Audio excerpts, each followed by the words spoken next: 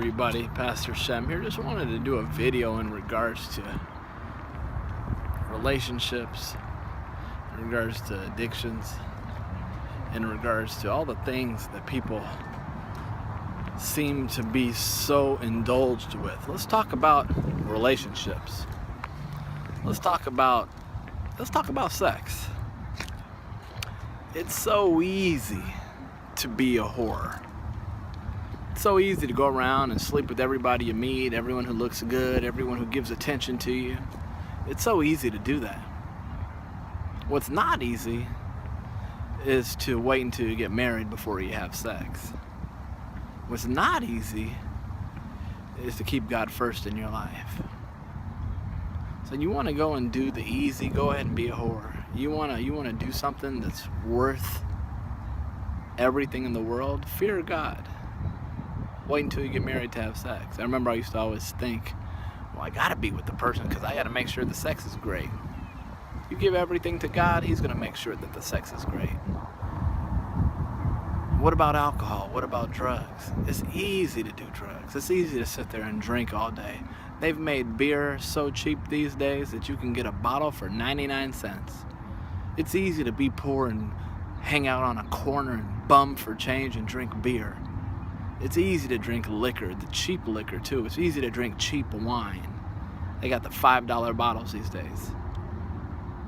But what's not easy is to not drink it. What's not easy is to go to the party and say, God, you're with me. I don't need nothing else but you.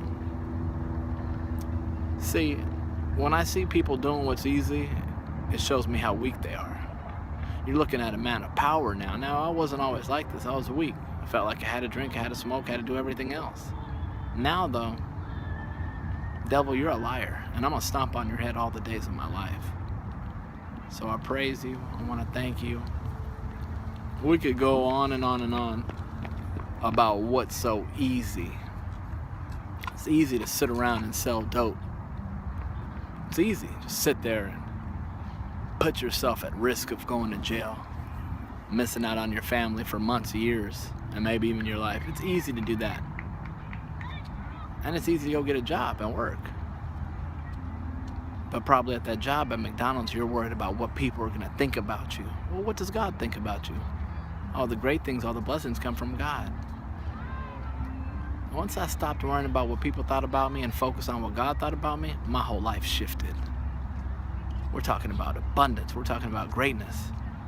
And it's only March 2nd, 2017. Picture me a year from now. Picture me 5 years from now. With this mindset, with this conviction,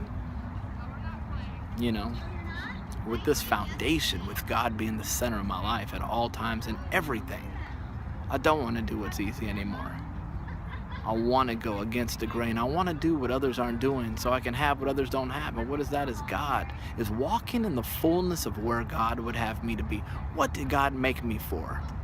Keep watching these videos and you'll find out. Support this ministry, fishchapel.org.